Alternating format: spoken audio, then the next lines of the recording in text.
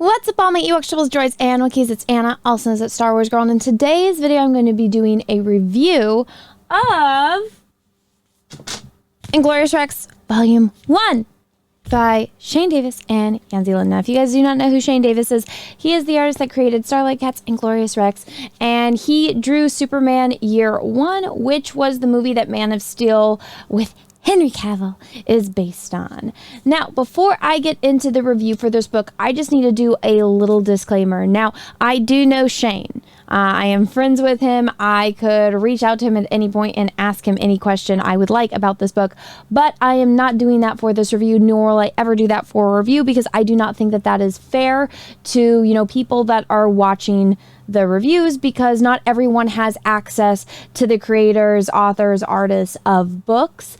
And so the way that I like to do my reviews is try to do it from the perspective of, just somebody that just bought this book and, only knows about it, what is available on the internet. And so take that in mind when I'm reviewing this. Also, guys, if you are familiar with my channel and my content, then you guys know this about me. And if you guys are new here, then welcome. I do not sugarcoat things. I don't like sugarcoating things. I don't really know how to sugarcoat things. So I am very blunt, and I just give my opinions for what they are. You don't have to like my opinions. You don't have to agree with my opinions. That is completely fine. I am just some stranger on the internet that's talking about a comic book. And if you don't like what I have to say, then you don't have to take it as the gospel truth, because it's not. It's just my own subjective opinion on content, whether it be movies, TV shows, comic books, etc. So take that in mind while you watch this. Now, there is going to be spoilers in this book. I am also known as that spoilers girl. I'm not good at not spoiling things. So just take that in mind. If you guys, didn't want this book spoiled for you, maybe read it before you watch this video. Now, Volume 2 is actually available right now. It is linked down below in the description of this video if you guys would like to go check it out on Indiegogo. This book, I believe, is available on that campaign as well. So if you guys, just are watching this review regardless on if you already read it or not, and you're interested in purchasing it after, it is available on that campaign in some capacity. I think it's got like a different cover or something, but it's linked down below so you guys can go check that out if you guys would like. All right, disclaimer's over. Let's get into the review. Okay, so I actually got both books. So I'll put in whatever tier it was that I backed, because I did buy this originally on Indiegogo, and I got a bunch of different covers and books. So this is the main book with like the main story in it. You can see like how thick it is. And this is the supplemental book that has two stories, one about Anatomic, the main character's girlfriend, and how she got into fighting and all of that. And then one is about some other random Rex guy, and it kind of shows like a little backstory on this random character and the bad guy that he fights in the end, and what happens in that fight to kind of make the bad guy look even more sinister, because you get introduced to this character, and then spoiler, the bad guy defeats him, and it's like and shit gets crazy. I will say this though, like the way that it's all laid out for this supplemental story, I really, really liked it. I thought it flowed really well, and I'm not really a big fan of like the sketchiness of the line work in this one, but the colors were good, and the way that it was outlined was good, and it was really, really easy to follow the story in this, where I feel like in some other, ones that at least for me, I really enjoy doing layouts. I know that's kind of, I guess it wouldn't typically be weird, but I really enjoy doing layouts myself. And like when you get a script and then like visualizing like how everything goes. And there's kind of like little examples in the back. I think it's, so it's like, it's really simple. It's basically like storyboarding, but when you're doing comics, it's called layout art. But so I really liked the layouts for this story. I thought it was really, really good. And, it I don't know, it really works. So one thing that I like really noticed on that one was more so like I liked the character, even though the the shit that happens at the end. It's like, oh no, we like him, but now shit happened. But I thought the layouts in this story in particular were really good, and it flowed very well. And then the first one is like a backstory on Anatomic and how she got into fighting and how she started dating Alex, which was literally just grabbing his hand and saying, you're my boyfriend now. And it did introduce something about like the world. And right off the bat, guys, this isn't really a world building book for a first issue. This is like very much character driven. And so like, I mean, there's plenty of books where it's like, oh, here's characters and a lot of world building. And you'll typically get that with novels where they kind of go, you know, where the book kind of starts off world building and then you get, you know, more characters as the story progresses. This is like, it just kind of throws you right into the world and the characters. And so it's like, you kind of have to just figure it out as you go along. There's not really like, oh, this is the city that we're in, and this is the planet that we're in, and this is the date, and you know, this is a backstory on how everything got to and the evolution of Rex fighting. There's absolutely none of that. It's 100% character driven, and you just kind of have to pick up on cues in the dialogue and in the drawings from how the world and everything works. So that's up to you on if you like that kind of stuff or not. I would have honestly liked a little bit more world building because there was some things in this book, because I read this one first and I thought I was kind of getting an understanding of how the world worked.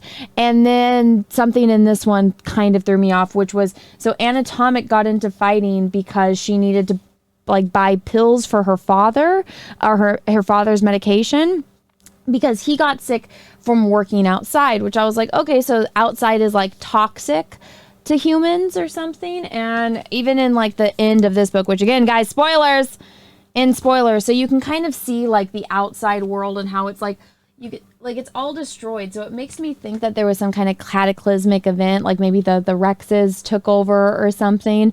And so that's why everyone's inside these big cities. But then that begs the question. It's like, okay, well, how are they getting water, like safe drinking water? There's some kind of filtration system. Where are they getting, you know, fresh soil to grow all their crops? Like if this is a big metropolis city that's connected to this big metropolis city and everyone kind of has to stay inside to stay safe and for the humans to live, then, you know, where are the farms? How are you feeding everything? Is it some kind of Soylent Green type of thing?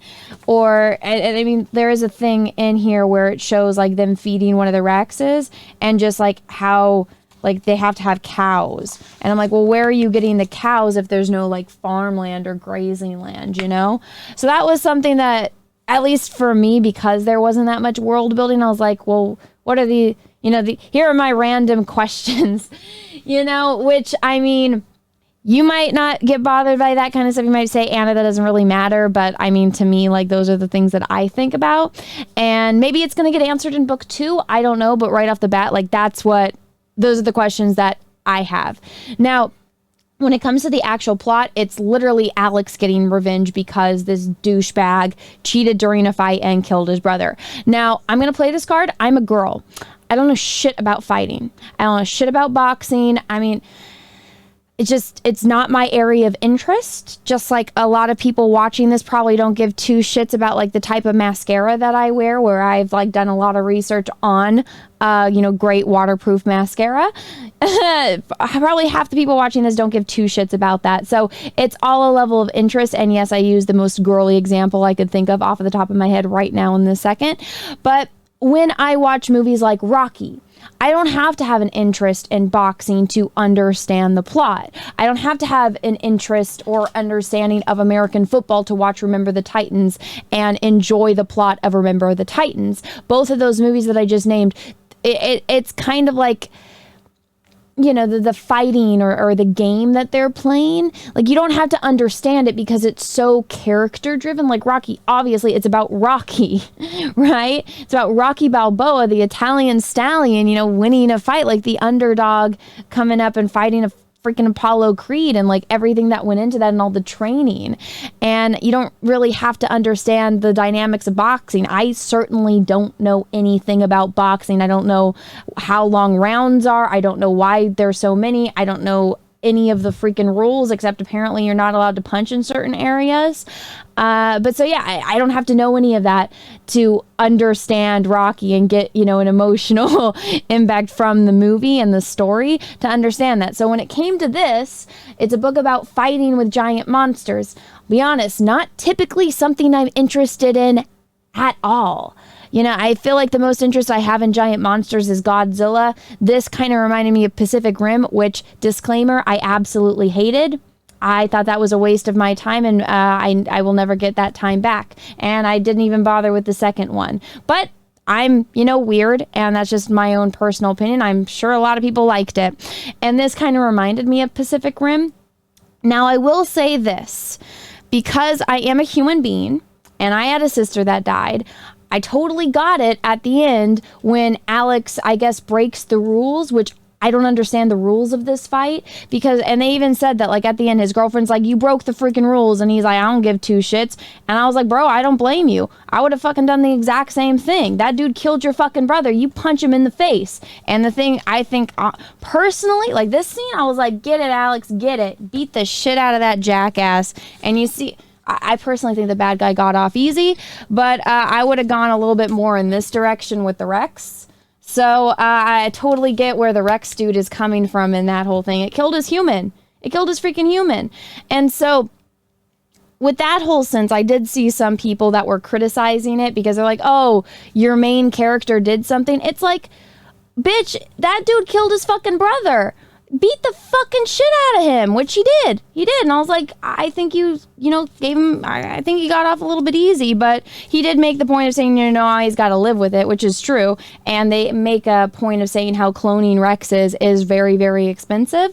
And so how it works is that they take your DNA and they make this kaiju monster Rex thingy-majigger. And so Alex uses his brother's Rex, but because they're not identical twins, so he doesn't have the exact same DNA, everyone's like, oh, it's not going to work. It's not going to work. It's not going to work. And that was like a really big thing. Like his girlfriend brought it up. His father brought it up. One of the things with the weird little short dude that's like running everything, who's shady as fuck. This dude. So this dude runs like the Rex fighting, and he's little and he's got his little scooter thingy that he like hovers around places. But so he's just like, okay, the bad guy, he's like, well, you cheated, and there's this huge controversy about you cheating. So you need to go and fight Alex, the brother, and that way you can redeem yourself, and then you will be proven as, you know, the Rex champion. And so he's just like, that's not a fair fight, but fuck it, I'll do it. And the Rexes are kind of like Pokemon, like they level up or they evolve. At least that's my understanding. Again, basic knowledge. I'll ask Shane all of this later, which, by the way, guys, after this review is out, I will have a video coming out a little bit, a few days after, where I do a Q&A with Shane Davis, the creator, artist, writer of this book. And I'm going to do a Q&A with him and ask all of these questions that I have to him. So if you guys haven't yet, smash that subscribe button, ring that bell for notifications, so that way you do not miss that video. But I'm going to ask him about it because I don't really understand, because they keep talking about that, the evolved form, because the bad guy's Rex has evolved since the fight, but Alex's Rex hasn't evolved since the fight. So that's like a big, big thing. And so this is something that I will say that I've noticed, because I've read Starlight Cats and I've read this one, is that there's parts of the story that feel to me a little bit rushed, because he's got to, I mean, maybe this is just me making assumptions, but it seems like it's like you got to do it in a certain amount of pages, where I think that there's a scene that really, you know, needs a little bit more explanation, at least in my opinion, because one of the big things that they talk about is these suits that they wear. And he even like talks to her about the suit, because I guess it's the suit that they wear when they connect to the Rex. And it like connects their systems and their brains, and that's how they can control the Rex and all of that stuff. And she's like, oh yeah, you haven't worn one. And then he's like, yo, well, I'm going to fight. And she's like, what the fuck? That's not going to work because you guys aren't connected. And da-da-da-da-da, not same genes. So it kind of just goes from him talking to his dad, and while there's a scene of the bad guy talking to the other like little guy with the floating scooter thingy majigger. Like, see, it's like him telling his dad he's gonna do it. His dad's like, nah, you're crazy. And then, you know, the Rex like kind of agreeing or like making R noises. Well, the bad guy talks to the other bad guy. And then all of a sudden the next page, it's like there's the bad guy saying he'll do it. And then Alex is in it. Now, I thought that it was a really big missed opportunity, at least in my opinion. You don't have to agree with me, where it could have been a really big character moment of, you know, Alex putting on the suit. And, you know, just like the thought process of all of that. I mean, you guys probably know what I'm talking about. It's like the big moment where, you know, the hero dons the armor. Like when you're watching The Last Samurai with Tom Cruise and he's putting on the samurai armor. Or, you know, the first time Iron Man puts together his Iron Man suit and it's like the real Iron Man suit and you see the little gadgets all clicking and connecting. Or the first time Superman or Batman, you know, don the cape or the cowl. Like that's a pretty big heroic character moment. And it went from just them talking to all of a sudden he's in it already. And so I think that that was personally a missed opportunity to show that, you know, that clicking character moment, because this is definitely a big reveal page. I'm not saying that this, you know, isn't dramatic. It definitely is. But I think that there could have been a little bit more build up to that. And there is the opportunity to maybe have him like talk about the connection, and you know, maybe it's weird, and he does mention it later, and there is a thing in the fight where like the connection gets broken for a minute and the Rex is more aggressive, showing that, you know, the Rex definitely has that emotion and that anger and that hatred for, you know, the Rex and the human that killed his freaking human, which totally understandable. But I think that if the book had just that a little bit, you know, that cool putting on the armor kind of moment, I would have liked it a little bit more. And I forgot what it was in Starlight Cats, but I felt like maybe it's like the rush to get it out, which I totally understand when you have, you know, over a couple thousand people waiting on a book. It's like you got to draw, you got to get it done, you got to get the story out. But there's sometimes when you have something where it's building up to that intense moment where maybe you just need that, like, I'm getting pumped ready for it, you know? I mean, maybe that's just me. You guys can let me know if you agree with me or you disagree with me down below in the comments. But me personally, I would have liked to seen that, the donning of the armor and the, you know, the connection to the Rex and all of that. And then when you get to the end, now this was something that I didn't understand at all, which was this scene. So they're fighting and Alex is taking a huge beating. Him and his Rex are like very clearly losing. And then maybe this is a kaiju thing, but they talk about like the power up thing and how they're powering up to do this. And then Alex has the Rex, or the Rex does something and it punches him, and then the guy falls out of his suit, and then Alex fights him and beats the ever-living shit out of him. And like I said before, it should have taken a little bit further, but that's just my opinion on it. But they all say that, like, all the characters, like, that's illegal, why did you do that, you cheated, da da da da. And I'm like, how did he cheat? Like, I don't understand. Maybe it's just my own ignorance of not understanding kaiju fights and stuff like that, but from what I gathered, it's like they build up this kinetic energy as they're fighting, and then they can do it once in a fight or something, but you're not allowed to punch. And I'm like, well, what's the point of doing that in a fight if you're not allowed to punch? Like, I don't understand. So why is that illegal? And it's not really explained. And again, maybe I'm just dumb and I don't know this kind of trope that's in a fighting story. If you guys know, please let me know, because I don't know. And that was something that frustrated me as I was reading it, because they talk about it throughout the book and they don't know why. And then it's like they also don't know. He mentions that something happened when he got hit and he lost, you know, the connection and that control of his Rex. And then his Rex talks at the end, which something tells me that they're not supposed to talk. So that was a big deal. And, but they win, and he's got to fight his girlfriend. got to fight his girlfriend in the next book. Now, I don't really see how that's a cliffhanger, because I saw some people complaining that it was like, oh, you left it off on this big cliffhanger. Oh my God, you made the main character like he broke the rules. He's not a perfect hero. And I'm just like, well, I mean, not to like be mean, but are you fucking retarded? Like, the dude's whole thing is that he's a brooding guy throughout the entire book. Like, he's not exactly the most heroic guy. If any, like, look, the first freaking page, he's looking pissed off.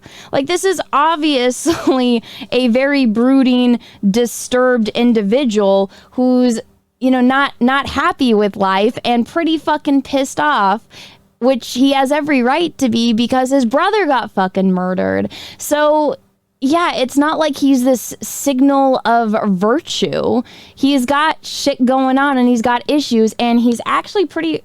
I mean, in my opinion, he's kind of like an ass to everyone in the book. Like, he's nice. Like, he's not a jackass, but he's always like snarky in his comments to everyone. Like, the main bad guy that like kind of runs the Rex fighting. Like, he's got snarky remarks every single time he gets into a fight with his girlfriend.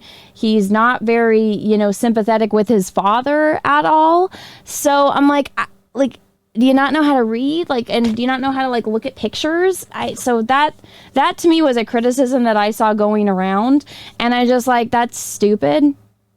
So that, then again, that's just my own opinion. You don't have to agree with me, but I thought it was pretty freaking clear, you know, with it all. And I mean, maybe that's just me. Again, I thought he could have taken it a little bit further, but he didn't, and that'll probably get addressed in the next book. Now, again, the thing that also I thought was pretty cool was when they do flashback scenes, there's like a little bit of a blur, and you see, so he's like talking to his brother in this scene, and so he's like having a flashback while he's fighting him, and so I thought that was kind of sweet, and I really like the way that his face is colored in that one. And I don't know, maybe it's the softness because it is a flashback, and you know, you just see like how like remorseful he is, because the rest of the book he's really fucking angry. He's not, you know, you don't really see him sad except for in like this shot. So he's sad there. So it's like, oh my God, your brother is so sad. Ah. And I liked it. I thought it was cute. What I would have liked more, again, is, you know, I think that there needed to be that one scene of, you know, him putting on the armor. I think that would have been cool. That could be in the next book. I don't know. It could be a flashback scene. I don't know. But I hope in the next book we get to see something like that. And, you know, there is a little bit more explanation on the connection, which there probably is going to be, since the Rex talked and he lost that little connection during the fight. So I think that's definitely going to be a plot point. Maybe his Rex is going to level up, who knows, or evolved, I think was the terminology that they used. But I definitely would like to know a little bit more how the world works, just because there wasn't really any of that. You kind of have to pick up the little details on it as you read it. So I would like to see that. And, you know, since it is going to be him fighting his girlfriend, how they're going to navigate that. I definitely don't think they're going to kill each other. But I don't know, maybe that's how you have to win the Rex fight. I don't know. But both of the fights that we saw in this book, it was characters, the Rexes got killed. So I don't know. Is that the only way you win the Rex fight? I don't know. Maybe I'll get the answers when I talk to Shane Davis in a follow-up video that will be out in a few days. So once again, guys, smash that subscribe button and ring that bell for notifications. Make sure that bell is set to all. That way you actually get notifications when I post videos like that one that I'm going to be doing with Shane, where I do a Q&A about this book. We'll see if I can get any spoilers out of him for the next book. And if you guys don't want spoilers, that's completely fine. But I do. I'm going to try to get them. So stay tuned for that. But guys, let me know what you thought about my review. Let me know what you thought about, you know, this book. If you guys read this book, if there's anything that you guys would like to see in the next book, let me know down below in the comment section. Also, if there's any questions that you guys have for Shane, let me know down below in the comment section, and I will read them and see if I can ask him them when I do my video with him. But guys, once again, Inglorious Rex 2 is live right now on Indiegogo. The link is down below in the description of this video, as well as all of the links for Shane and everyone else that's involved in this book. So guys, Thank you so much for watching. I hope you guys all had a great rest of your day, morning, evening, afternoon, wherever you are in the world. And may the force be with you, because we are really, really, really going to need it. Bye, everyone. Also, guys, I have a Twitch channel where I play video games like Elden Ring and KOTOR, as well as an Instagram where I post photos from my recent cosplay escapades. If you guys aren't following me on either of those, go do so now. The link is in the description of this video. And just in case if you guys are interested in my art, I have an art Instagram as well where I post all of the time-lapse videos from my recent project, the Eye project, as well as other projects that I've worked on if you scroll down further. And if you're interested in purchasing some prints of my art or stickers or bookmarks and stuff like that, any kind of merchandise that I make based on the stuff that I paint, you guys can go over to my Etsy. It's the Art of Anna TSWG. Everything again that I've showed you will be linked down below in the description of this video. Thank you so much, everyone. I hope you guys have a great rest of your day. Bye bye.